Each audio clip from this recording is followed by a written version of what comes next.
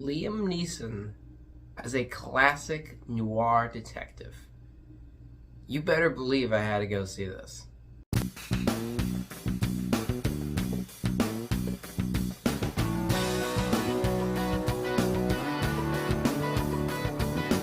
Marlowe was directed by Neil Jordan and it stars Liam Neeson, Diane Kruger, and Jessica Lange. And here, a noir detective finds himself wrapped up in a case involving mystery, intrigue, and secrets when he is sent to find a woman's lost lover who went missing. However, when that woman's mother becomes involved along with several other people, more things become uncovered and there could be more to this case with deeper layers.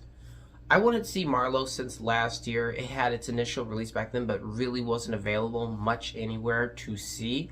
It kind of had like some weird thing going on, and I kept wanting to see it. I kept trying to find it, and I couldn't.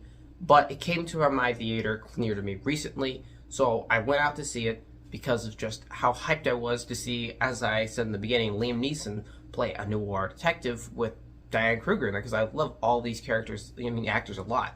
They're, really good. And I have to say, afterwards, I was very satisfied with this movie.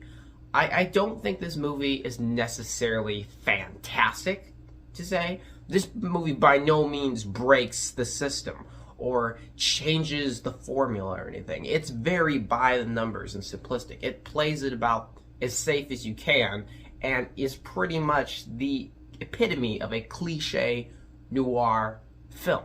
However, for me, someone who grew up with a lot of the old 30s, 40s, 50s movies and reading a lot of books that had to do with this kind of thing, I found it very satisfying. I don't think every movie nowadays needs to have to change what it does. It doesn't need to be new. It doesn't need to be reinvigorating. You can play something 100% tried and true and put it out, and it can work providing you do it right. And for me, I think Marlowe worked for me a lot, while it does have some issues. Liam Neeson as Philip Marlowe is fantastic. I kind of guessed this already. I think everyone had. He really just basically plays Liam Neeson as a detective, but that works for him. If you have an actor like Liam Neeson who is good at one kind of niche, or don't get me wrong, he's a good actor in general. He has a lot of range, but when he's good at something like this, and you let him play it where he's going to have a chance to really shine at it, it's going to pay off in the long run, and it doesn't here. He really sells this role, and you can tell he's eating up the scenery and stuff, and for him getting up there in age, he's still doing a fantastic job with all of his career. I think he's still such a big leading man, even if his movies aren't always up to par as it should be. He gets a lot of work, and this is the reason why. I think that Diane Kruger is the scene stealer in here, though. She really takes a lot of it because she's just going big. She's having fun with this, and she's taking the character in all kinds of directions. You can see influences, I feel like, from maybe a little bit from Chinatown is involved in this, a little bit of the Maltese Falcon. There are bigger movies influencing this one, but I don't think that's a detriment. This movie's not trying to cover up anything or be fantabulous or something like that. It's trying to be fun. It's trying to be entertaining and provide you with just a case for this detective that kind of makes you watch it and be like, oh, let's see what he figures out. And you kind of guess a little along the way. For the most part, I think that really works.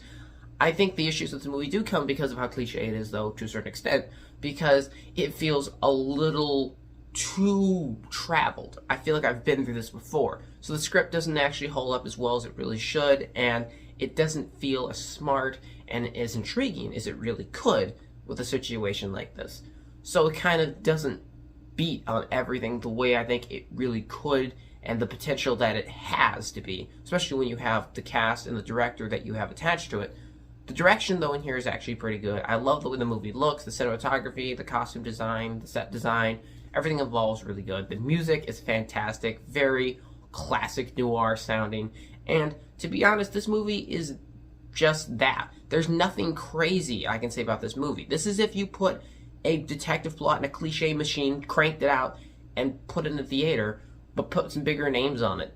That's really all this is. It's been repackaged. It's an older movie, essentially. It's a callback to those older films. But for me, that resonated, and I had a fun time with it. So I'm not going to say this movie is something that's absolutely great, and it's something that you should go visit right now to change your life.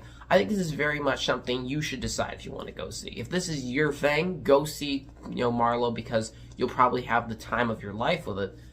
Not necessarily because it's the best experience in theater, but just because it's a fun, entertaining movie to pass the time and kind of watch and have fun with. But if you're not, and you're looking for something a little deeper or something that's new, something you haven't seen before, this isn't going to be for you. So it's something I think you should make that decision on for yourself.